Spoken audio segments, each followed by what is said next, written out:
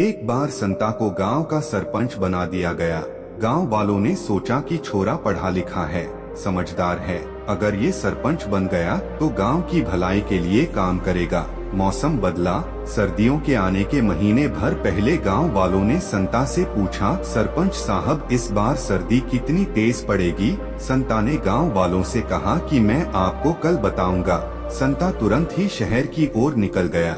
वहां जाकर मौसम विभाग में पता किया तो मौसम विभाग वाले बोले, सरपंच साहब इस बार बहुत तेज सर्दी पड़ने वाली है। संता भी दूसरे दिन गांव में आकर ऐसा ही बोल दिया।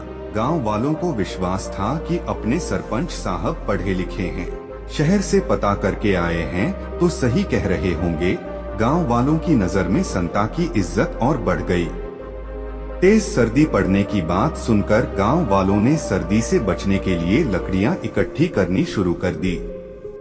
महीने भर बाद जब सर्दियों का कोई नामो निशान नहीं दिखा तो गांव वालों ने संता से फिर पूछा। संता ने उन्हें फिर दूसरे दिन के लिए टाला और शहर के मौसम विभाग में पहुंच गया। मौसम विभाग वाले बोले कि सरपंच साहब आप चिंता मत करो, इस बार सर्दियों के सारे रिकॉर्ड टूट जाएंगे। संता ने ऐसा ही गांव में आकर बोल दिया। संता की बात सुनकर गांव वाले पागलों की तरह लकड़ियां इकट्ठी करने लग गए। इस तरह 15 दिन और बीत गए, लेकिन सर्दियों का कोई नामो निशान नहीं दिखा। गांव वाले संता के पास आए। संता फिर मौसम विभाग जा पहुंचा। मौसम विभाग वालों ने फिर वही जवाब दिया कि सरपंच साहब आप देखते जाइए कि सर्दी क्या जुल्म ढाती है। संता फिर से गांव में आकर ऐसा ही बोल दिया। अब तो गांव वाले सारे काम धंधे छोड़कर सिर्फ लकड़ियां इकट्ठी करने के काम में लग गए। इस तरह 15 दिन और बीत गए, लेकिन सर्दियां शुरू नहीं हुई। गांव वाले संता को कोसने लगे। संता ने उनसे एक दिन का वक्त और मांगा। संता तुरंत मौसम विभाग पहुंचा तो उन्होंने फिर ये जवाब दिया कि सरपंच साहब इस बार सर्दियों के सारे रिकॉर्ड टूटने वाले हैं। अब संता का भी धैर्य जवाब दे गया। संता ने पूछा, आप इतने विश्वास से कैसे कह सकते हैं? मौसम विभाग वाले बोले कि सरपंच साहब हम पिछले 2 महीने से देख रहे हैं, पड़ोस के गांव वाले पागलों की तरह लकड़ियां इकट्ठी कर रहे हैं। इसका मतलब सर्दी बहुत तेज पड़ने वाली है। संता वहीं चक्कर खाकर गिर गया। एक बार एक संत साधारण वेशभूषा में एक नदी के किनारे खड़े होकर नाविक का इंतजार कर रहे थे।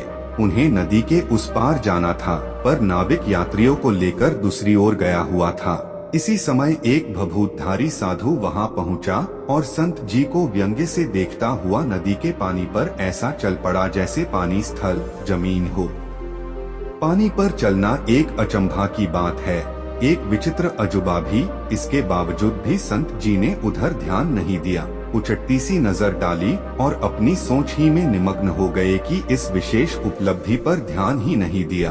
तो वह भभूतधारी साधु लौट आया और संत जी के पास आकर बोला, तुम इतने बड़े संत हो, तत्वज्ञान की बातें करते हो, मैं तो एक साधारण साधु हूँ, पर फिर भी पानी पर चलना मेरे लिए मामूली बात है।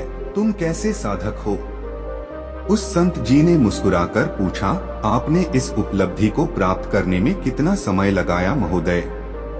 साधु ने गर्व से कहा, 13 वर्ष। संत ने भभूतधारी साधु से हंसते हुए कहा, फिर तो आपने अपनी जिंदगी के अमूल्य 13 वर्ष 2 पैसे में गवा दिए। अभी नाविक आएगा और वह 2 पैसे लेकर मुझे नदी पार करा देगा।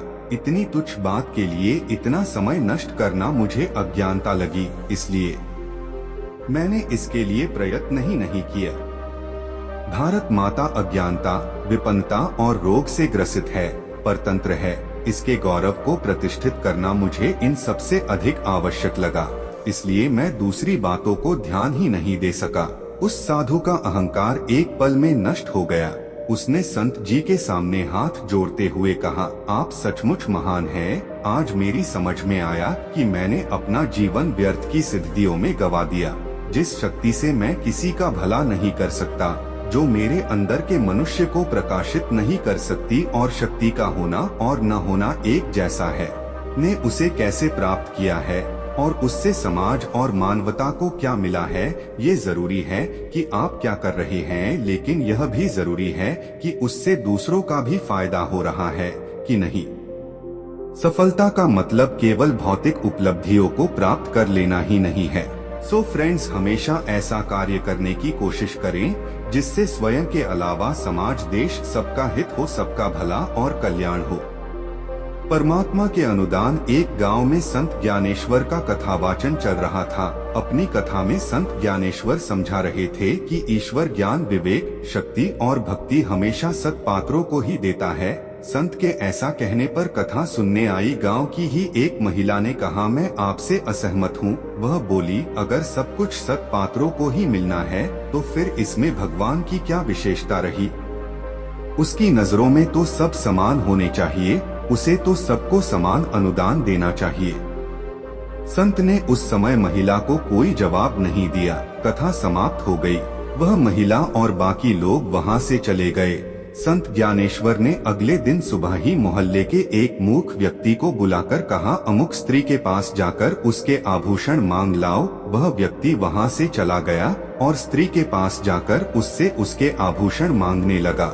उस महिला ने उसे आभूषण देने से मना कर दिया और वहां से झिड़क कर भगा दिया।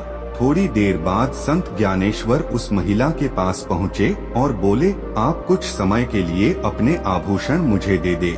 आवश्यक काम खत्म करके मैं उसे आपको वापस लौटा दूंगा। महिला ने तुरंत ही अपना संदूक खोला और बिना कोई प्रश्न पूछे अपने आभूषण संत को सौंप दिए।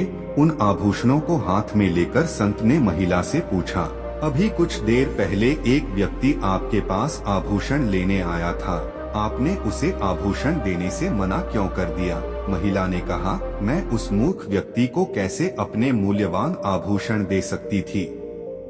संत ज्ञानेश्वर मुस्कुराए और बोले, जब आप अपने इन सामान्य से आभूषणों को बिना सोचे विचारे किसी कुपात्र को नहीं दे सकती, तो सोचिए फिर परमात्मा अपने अनुदानों को अपात्रों को कैसे सौंप सकता है। ईश्वर तो बारंबार इस बात की परीक्षा करता है कि जिसको अनुदान दिया जा रहा है वह इसका पात्र भी है अथवा नहीं। महिला को संत ज्ञानेश्वर की बात समझ में आ गई। उसने उन्हें धन्यवाद कहा। संत ज्ञानेश्वर अपनी शिक्षा देकर वहां से चले गए। एक बार महात्मा बुद्ध एक नदी के किनारे से जा रहे थे। उन्होंने देखा नदी के किनारे एक महात्मा जप कर रहे थे और उन्हीं के सामने नदी में एक लड़का स्नान कर रहा था।